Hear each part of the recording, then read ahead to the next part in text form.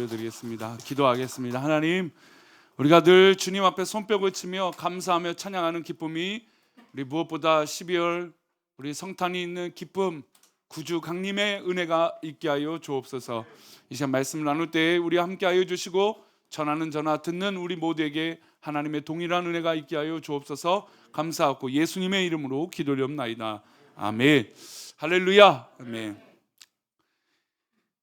우리는 언제나 기도 제목이 늘 1번인 기도 제목이 있습니다. 우리 성도들 1번인 기도 제목이 무엇인가요? 건강입니다. 건강하죠. 우리 모두 다 요즘 이제 100세 세대 늘 이렇게 얘기하니까 그 세대에 맞게끔 모두 다 건강하게 살고자 노력하고, 그래서 기도 제목 물어보면 대부분이 건강이 1번으로 대답하게 됩니다. 저도 성도들이 기도 제목으로 건강을 위해서 요청하면 여러 가지 생각이 드는데, 아프신 분을 만나면 참 마음이 어렵습니다. 괜히 목사가 기도하지 못하고 부족해서 우리 성도들이 아픈 것은 아닌지, 또 연약해지는 것은 아닌지, 물론 건강이 그 모든 것이 우리의 인생의 해답은 아니지만 그래도 우리의 인생의 가장 큰 경고는 건강 같거든요. 그래서 마치 건강이 좋지 못하면 마음이 무너지고 마음이 힘들고 또 하나님 앞에 뭔가 하나님 주신 사인은 아닌가 그런 생각조차 들기도 합니다. 게다가 어려운 수술이라도 앞두고 있다면 정말 걱정과 기도가 되게 되죠. 또한 이런 환절기가 되면 저도 지금 공기가 탁해서 그런지 마른 기침이 계속 나오는데 호흡기나 기침이 멈추지 않아서 고생하는 분들이 많이 생깁니다. 심지어 잠을 못 잤다고 목사님 잠 좀 잘 잘 수 있도록 기도해 달라고 요청하신 분들도 상당수를 보게 되죠. 최근 라디오를 듣다가 어떤 사연을 듣냐면 하루에 영양제를 열알을 먹는 사람의 이야기를 들었습니다. 근데 저는 그 사람이 특이한 줄 알았는데 그렇게 먹는 사람들이 꽤 많다라는 거예요. 최소한 3알, 4알, 여러 알. 그래서 아침밥으로 뭘 먹어요? 영양제를 먹는 분들이 있다. 물론 이제는 그게 좀 자연스러운 거예요. 예전 같으면 너무 유난이다. 뭔 그렇게 영양제를 많이 먹는가 하지만 이제는 건강을 위해서 부족한 것들을 그렇게 채우는 사람들이 이제 여럿이 많이 생기는 것 같습니다. 자녀들에게 묻습니다. 여러분들이 자녀들에게 물으면 자녀들의 기도 제목이 뭔지 아세요? 첫 번째가 우리 부모님들은 그렇게 못 느끼시겠지 모르겠지만 부모님들의 건강을 위해서 자녀들이 늘 기도가 1번이에요. 그래서 연로하신, 근데 제가 볼 땐 연로하시지 않은 것 같은데 다들 연로하시대요. 그러니까 자식들이 부모를 볼 때는 다 연로한 마음, 우리 부모님이 나이가 이제 드셨구나 라고 하는 마음이 자녀들이 다 들죠. 그래서 자녀들이 늘 부모를 위해서 기도하는, 건강을 위해서 기도하는 제목들이 자녀들에게 1번인 것 같습니다. 자신의 부모들을 위해서, 건강을 위해서 모두 기도하고 있다는 것을 느낄 수 있었습니다. 이번에 3040 수련회를 계속하고 있고 이제 1, 2월 달에 또 마무리하며 진행할 텐데, 근데 이 가정 가운데 모든 성도들의 이 가정의 기도 제목들이 자녀들과 가족의 건강이지만 또한 부모님들의 건강인 것을 알게 됐습니다. 어린아이나 부모나 자신들도 가장 중요한 것이 무엇입니까? 건강으로 여기고 있다는 것이죠. 그런데 우리는 믿음의 사람입니다. 믿음의 사람이라면 만약에 우리가 건강하다라고 하는 측면이 어떤 측면일까라고 하는 고민을 한 번쯤 해야 된다는 것이죠. 우리 모두 다 건강을 외치고 있지만, 신앙생활하고 있으면서 건강을 외치고 있지만 정작 믿음의 건강은 있는가라는 질문이라는 것이죠. 내 믿음은 건강하지 못한 채 그냥 육체적으로만 건강하기를 바라고 있는 것은 아닌지 돌아볼 필요가 있다라는 겁니다. 우리가 스스로 영적으로 허약하고 나약한데 그것을 중요하고 귀하게 여기지 않는다라는 거예요. 육체적인 건강은 늘 1번으로 여겨요. 그것이 1번이 아니라고 말씀드린 건 아닙니다. 당연히 육체적인 건강이 1번이어야죠. 근데 그와 더불어 어떤 건강도 중요합니까? 영적인 건강도 중요한 것이죠. 겉으로는 건강하고 문제가 없고 잘 살고 있는 것 같은데 문제는 우리의 영적으로 허약해지고 무너지고 있다는 겁니다. 더 중요한 건 그것을 깨닫지 못한다는 것이죠. 그래서 문제가 생기면 이게 하나님께서 나에게 주신 사인이구나, 내가 지금 영적으로 문제가 있어서 이것을 감사로 여기지 못하구나, 것이구나, 하나님께서 주신 사인인데 내가 이것을 믿음으로 보지 못하고 있구나 라고 하는 판단을 못한다는 것이죠. 우리가 하나님 앞에 믿음으로 살아갈 때 영적으로 허약하다는 것을 스스로 인지하고 깨닫는 것은 굉장히 중요합니다. 그러면 이 인지한 것, 내가 믿음으로 연약하구나, 내가 영적으로 지금 허약한 상태구나, 이것을 깨달았다면 우리는 무엇으로 치료할 수 있을까요? 디모데후서 3장 15절은 이 실마리를 우리에게 허락해 주고 있습니다. 함께 읽어볼까요? 또 어려서부터 성경을 알았나니 성경은 능히 너로 하여금 그리스도 예수 안에 있는 믿음으로 말미암아 구원에 이르는 지혜가 있게 하느니라. 우리는 성경을 알고 있습니까? 모르고 있습니까? 성도님, 성경 알고 계세요? 우리가 알고 있는 것을 나열하면 얼마나 많은 것을 알고 있는지 잘 몰라요. 어떤 주제나 심지어 먹는 약에 대해서 얘기하면, 어떤 알고 있는 지식적인 얘기하면 모두 다 막 그 이야기하는데 삼매경이 빠집니다. 우리가 알고 있는 지식이 그렇게 높아요. 우리 한국 사회 지식이 전 세계적으로도 높아요. 근데 막상 성경에 대해서 물어보면 아는 것 같지만 알맹이가 없는 경우들이 허다해요. 결국 우리가 성경을 알고 있다라고 말하지만 성경에 대해서 물으면 성경을 모를 때가 훨씬 더 많다라는 것이죠. 우리 한국교회가 복음이 전해지고 한국교회가 이렇게 성장했던 밑거름에는 성경 번역이라고 하는 놀라운 역사들이 밑바탕에 있었어요. 제가 수요 예배 때 종종 말씀을 드리지만 우리 한국교회가 놀라운 역사 가운데 하나는 선교사님, 우리가 잘 알고 있는 언더우드나 아펜젤러 선교사님이 우리 한국 땅에 들어올 때 이미 그 손에는 어떤 성경이 있는지 아세요? 영어 성경이나 한자 성경이 아니었습니다. 그들의 손에 있었던 건 한글 성경이에요. 선교사가 들어오는데 한글 자국어로 성경을 들고 오는 나라가 전 세계를 찾아봐도 유례없는 나라가 바로 우리 대한민국이라는 것이죠. 그러면 한글로 번역됐다는 게 왜 중요할까요? 여러분, 우리가 세계사를 공부하면 좀 알 수 있는 게 역사가 격변이 일어날 때가 있습니다. 그게 어떤 것이 개발됐을 때 이 격변, 크게 발전한 요소들이 생긴 줄 아세요? 바로 인쇄술이에요. 인쇄술이 발달해서 책을 많이 만들고 찍어내니까 사람들이 그 책을 읽고 지식을 습득하게 되는 거예요. 그러면서 사회가 발전하고 변화가 일어나고 혁명이 일어났던 것이죠.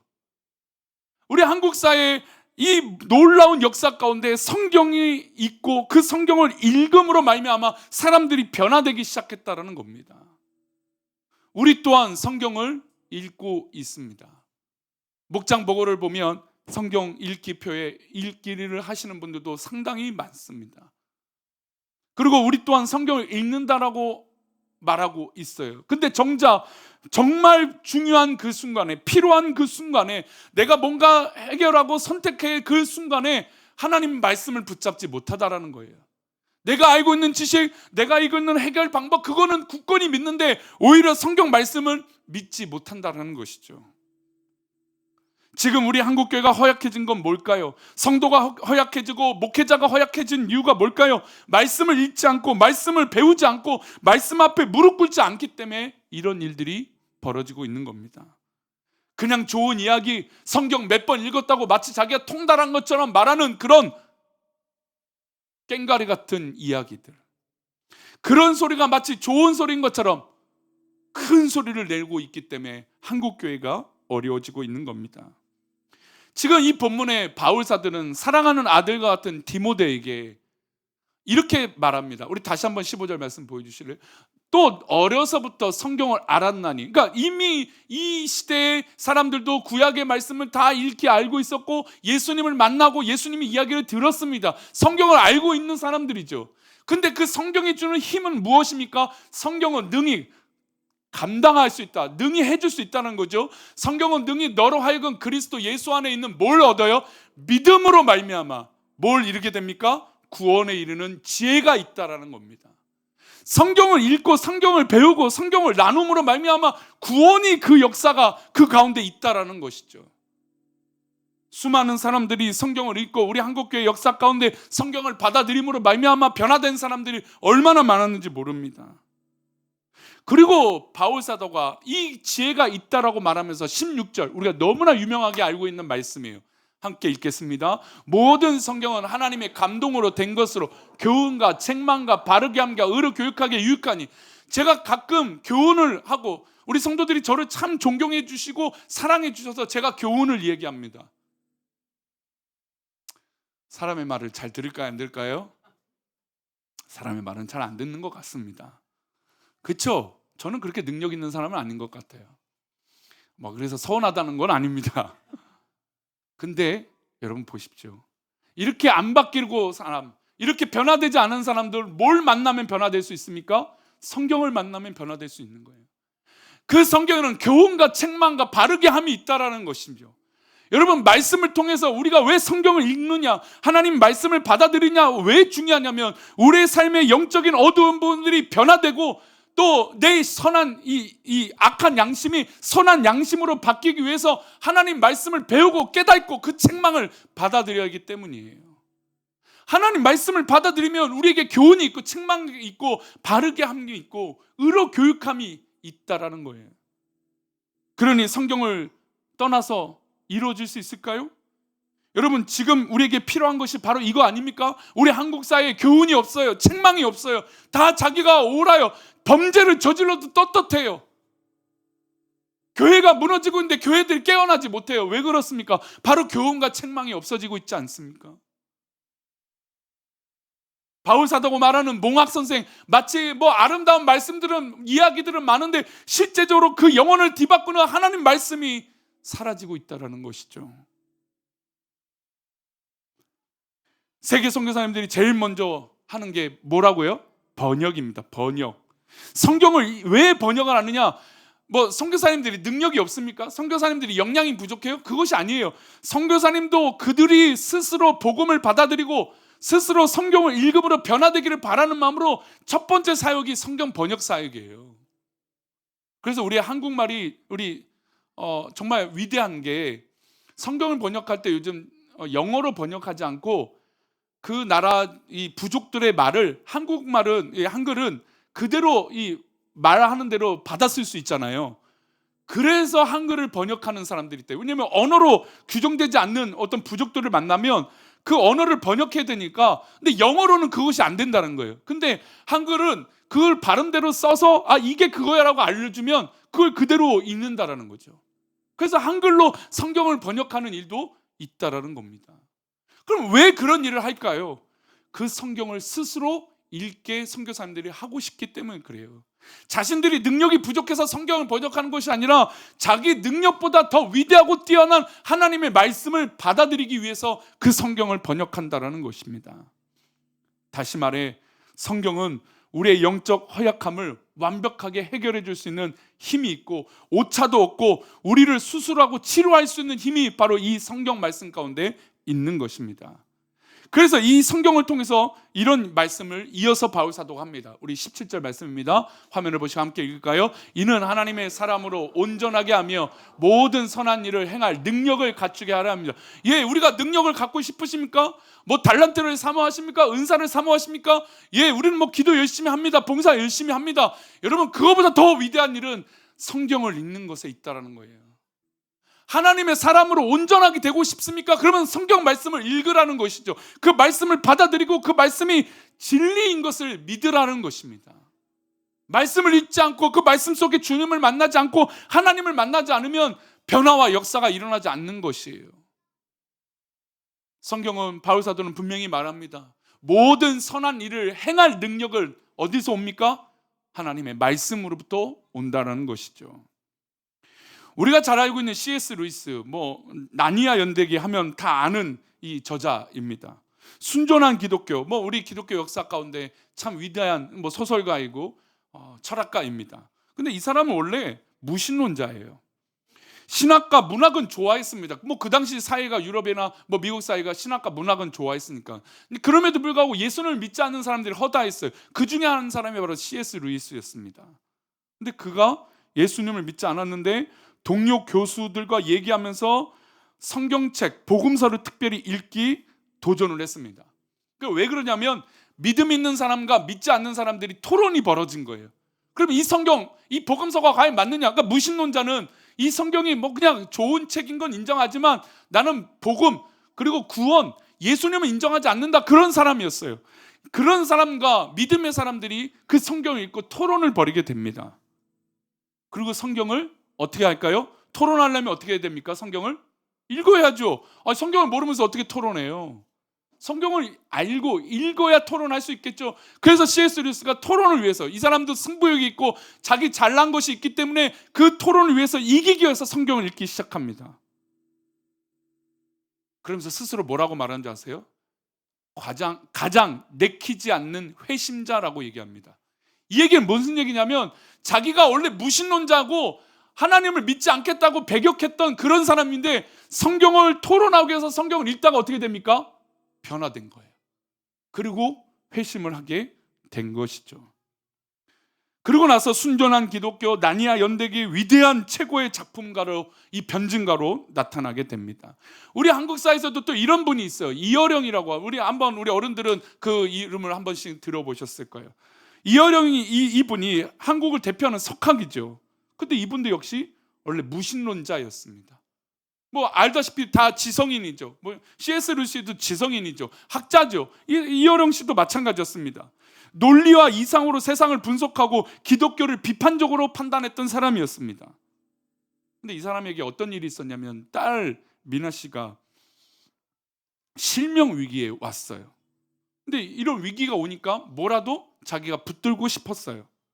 그래서 어떻게 하느냐? 논리와 이상으로 세상을 분석하며 뭘 한번 해봐야겠다. 성경을 읽어봐야겠다. 그리고 기독교를 한번 비판적으로 시작했던 그것들을 한번 이 성경 옆에 있으니까, 병원이니까 이 성경을 한번 읽어봐야겠다 했어요. 그리고 그가 어떻게 접근하냐면, 성경을 내 지식으로 한번 읽어봐야겠다. 그리고 접근했어요. 그 지성으로, 내 학식으로, 지식으로 성경을 읽어보다가 어떻게 됐습니까? 이가 주님을 그 성경에서 만나게 됩니다. 그리고 그 사람이, 이어령 씨가 책을 쓰는데 어떤 책을 쓰냐면, 지성에서 영성으로. 자기가 학자이고 정말 자기가 위대한 석학이고 자기가 정말 지식으로 뛰어난 사람이지만, 그러나 그렇게 성경을 읽고자 접근했는데 성경을 읽다가 뒤집어진 거예요. 그리고 70대, 여러분 70대에 사람이 바뀌기가 쉬울 거예요. 그 70대에 세례를 받고 기독교인이 됩니다. 그리고 자기가 지성에서 영성이라고 하는 책, 저도 그 책이 발간되자마자 읽었는데 이분이 그 신앙의 고백이 얼마나 귀하게 바뀐지 몰라요. 자기가 알고 있는 지식, 정말 한국 사회에서 인정받는 학자였는데, 그래서 기독교를 좀 어떻게 보면 좀 멀리하고 나는 지성으로 받아들이기 어려운 종교라고 생각했는데 그게 아니었다라는 겁니다. 오히려 성경을 읽으면 읽을수록 자기에게 뭐가 생겨요? 영성이 생긴다는 걸 깨달았어요. 주님을 만나니까 그렇게 되는구나라고 깨닫게 된 것이죠.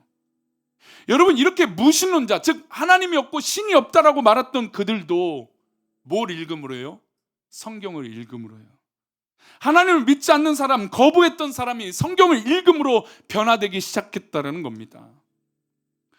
여러분, 예수님께서도 영생을 관해 말씀하시면서 이렇게 말씀하세요. 우리 요한복음 17장 3절입니다. 함께 읽겠습니다. 곧 유일하신 참 하나님과 그가 보내신 자 예수 그리스도를 아는 것이라. 영생은, 여러분, 우리가 구원을 받고 예수를 믿는 이 믿음 안에 살아가는 것은 결국 구원의 완성, 즉 하나님 품으로 가는 것이잖아요. 근데 그 하나님 품으로 가는 그 영생은 곧 유일하신 참 하나님과 그가 보내신 자 예수 그리스도를 뭐예요? 아는 거예요. 여러분, 아는 걸 어디서 올 수 있어요? 물론 우리 교회에서, 우리 성도들이 봉사하면서 여러 가지 활동하면서 하나님을 알 수도 있어요. 자연을 보면서 우리 주님을 알 수도 있어요. 그러나 가장 빠른 지름길과 완벽한 소개는 어디에 있습니까? 성경에 있죠. 그러니 성경을 읽으면 누구를 아는 것입니까? 예수 그리스도를 아는 것이에요. 예수 그리스도를 알면 어디로 결승점이 되는 겁니까? 영생의 확인점을 얻게 되는 것이죠. 여러분, 이어령 씨가 그가 성경을 읽으면서 참 재밌는 표현이지만 이런 표현을 썼어요. 신이 있다면 나와봐라. 그러니까 복음서를 읽으면서 야, 신이 있으면 한번 나와봐. 뭐야 이게? 이렇게 접근했던 사람이에요. 여러분, 근데 그렇게 했던 사람이 성경을 읽고 믿음을 받아들이고, 여기서 우리 앉아 계신 우리 성도들도 다 우리 교회가 좋고 믿음이 좋은 거 알고 있어요. 근데 여러분, 좋은 것으로 끝나는 건 의미가 없어요. 변화가 일어나지 않습니다. 좋은 것이 있다면 여러분 구입을 해야죠. 여러분, 우리가 홈쇼핑에 왜 이렇게 자꾸 낚여요? 좋은 게 보이거든요. 싸 보이거든요. 물론 여기서도 홈쇼핑을 별로 안 좋아하시는 분이 있어요. 그러면서 자기만의 소비의 패턴들이 있어요. 저게 좋아 보인다, 저게 싸 보인다. 그러면 어떻게 합니까? 자기의 돈을 들여서 구입하고 사는 것이죠. 여러분, 교회가 좋고 하나님이 좋다는 거 다 알고 있어요. 그런데 성경을 읽어야 그 힘이 있다는 거 알면서도 읽지 않는다는 건 여러분, 물건을 앞에 두고 사지 않는 사람과 똑같은 거예요. 아니, 그 이상, 아니, 어떤 물건보다도 더 비교할 수 없는 하나님 말씀 아닙니까? 감히 어디 그런 물건과 하나님 말씀을 비교할 수 있겠어요? 그런데도 우리는 하나님의 말씀을 읽지 않고 배우지 않는다라는 것이죠. 우리가 이제 만 19세가 되면 국가에서 검진을 이제 받는 조건이 됩니다. 이제 비율은 그렇겠지만, 그리고 이제 만 40세가 되면 10%의 분담금 되고, 이제 66세 만 넘어가면 이제 국가에서 이제 보장해서 더 이 건강 검진을 받게 되죠. 근데 2년에 한 번씩 건강 검진을 받는데, 보통 받게 되면 받기 전에 어떻습니까? 가슴이 뛰죠. 저도 이제 건강 검진을 하기 전에 한 2주 정도 운동을 더 열심히 합니다. 왜냐면 그렇게라도 건강해지면 소망이 있으니까. 그래서 한 2주 동안 몸 관리를 참, 이제 고기도 좀 웬만하면 좀 끊고 기름진 것도 좀 끊고 한번 몸 관리를 해봐요. 근데도 건강 검진 받기 전에 아이, 괜찮겠지, 별일 없겠지라고 생각을 합니다. 근데도 가슴이 뛰어요, 안 뛰어요?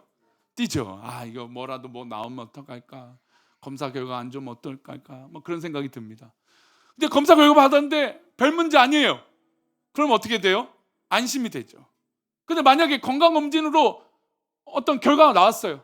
뭐 수술을 하든 시술을 하든 뭐가 결과가 나왔어요. 여러분, 결과를 알아도 어떻습니까? 마음 편안해요. 왜 그러냐면 불안했던, 검사 받기 전에는 불안했거든요. 알지 못하니까. 근데 검사하고 나니까 확실히 아는 거예요. 치료하면 됩니다. 아멘.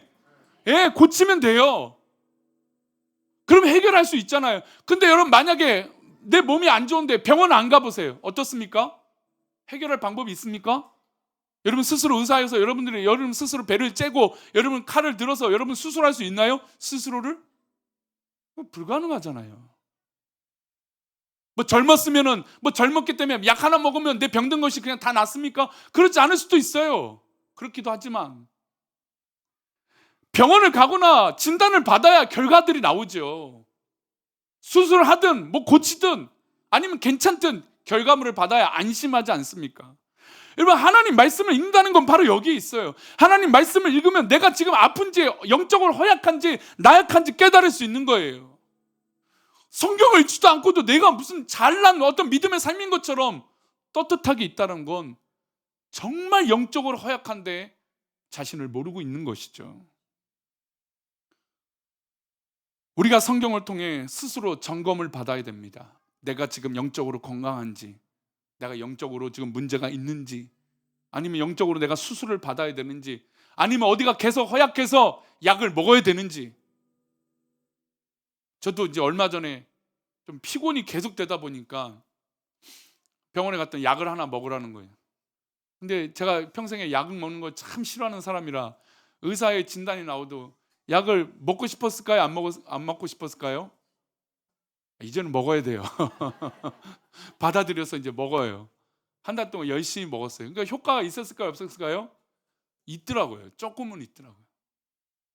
뭐 극적으로 막 변하지는 않았지만 그래도 조금 좋더라고요. 그래서 운동을 조금 더 하니까 조금씩 낫고. 근데 그거를 좀 조절했는데 아직 안 돼요. 먹는 거를 좀 조절해야 되는데 먹는 거 열심히 조절하고 있다는데 안 되네요. 그거 참. 근데 여러분, 그런 약사의 진단, 뭐 의사의 진단, 약사의 진단은 아니죠. 약사가 추천해 주는 약이든 의사가 진단한 그 약을 먹고 고쳐지는 것이 효과가 있다라고 믿기에 우리는 약국을 가고 병원을 갑니다. 그렇죠? 우리 모두 다 그렇습니다. 어제도 이제 그 김장을 잘했더니 어떤 분이 영양제를 이렇게 하나 교육자들 드시라고 피로회복제를 주셨더라고요.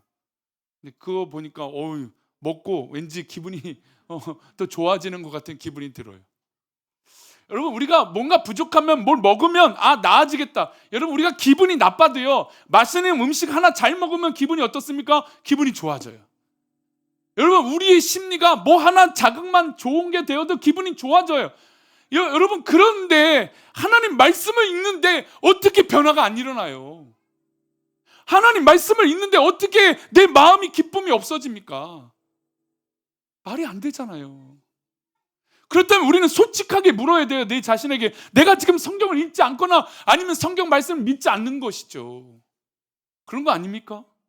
목사들도 성경을 읽어서 설교를 한다지만 정작 성경을 안 읽어요. 성경을 믿지 않는 건지도 모르겠어요. 그러니 예배에 힘이 없어요. 저도 마찬가지일 겁니다. 성도가 왜 힘이 없습니까? 기도하는데 왜 힘이 없습니까? 믿음의 삶을 사는데 왜 힘이 없습니까? 하나님 말씀과 멀어졌기 때문에 그런 것이죠. 그러니 영적으로 허약해진 거 아닙니까? 우리 12월은 예수님이 이 땅에 오신 귀한 달이잖아요.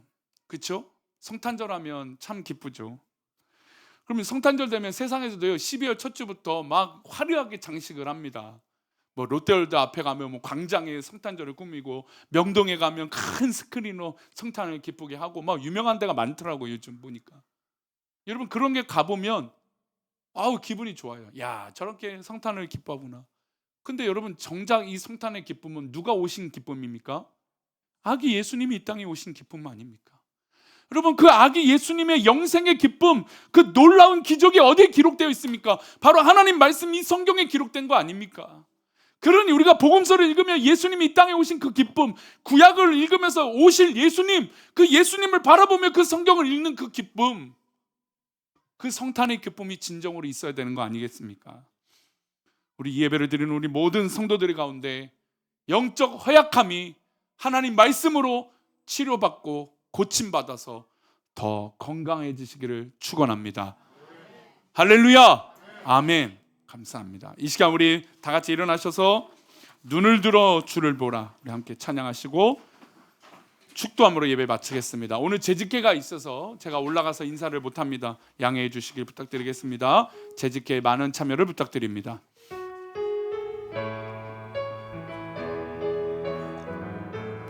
눈을 들어 아멘. 주를 보라, 내 모든 염려 주께 맡겨라. 슬플 때에 주님의 얼굴 보라, 사랑의 주님 안식. 한 번 더요. 눈을 들어 주를 보라, 내 모든 염려 주께 맡겨라. 슬플 때에 주님의 얼굴 보라, 사랑의 주. 우리 한 번 더, 우리 두 손 높이 들고 하나님을 찬양합니다. 눈을 들어 주를 보라, 내 모든 염려 주께 맡겨라. 슬플 때에 주님의 얼굴 보라, 사랑의 주님 안식 주리라. 할렐루야. 하나님께서 우리 믿음의 성도들에게 안식 주실 줄 믿습니다. 말씀을 통하여 역사하여 주실 것을 믿습니다. 이제는 우리 주 예수 그리스도의 은혜와 아버지 하나님의 크신 사랑과 성령님의 감화감동 위로 교통하심이 우리가 스스로 하나님 앞에 있으며 특별히 무엇보다 믿음으로, 또한 말씀으로 내 자신을 돌아봐, 또 우리 교회가 돌아봐, 이 목사가 돌아봐, 말씀 앞에 내 자신을 깨달으며 그 말씀 앞에 주님을 만남으로 주님의 은혜 가운데 있고자 하는 우리 모든 성도들의 삶 위에, 가정 위에, 삶의 터전 위에, 직장 위에, 우리 성도들이 하고 있는 모든 믿음의 발걸음 위에 이제부터 영원까지 함께 계시기를 간절히 축원하옵나이다. 아멘.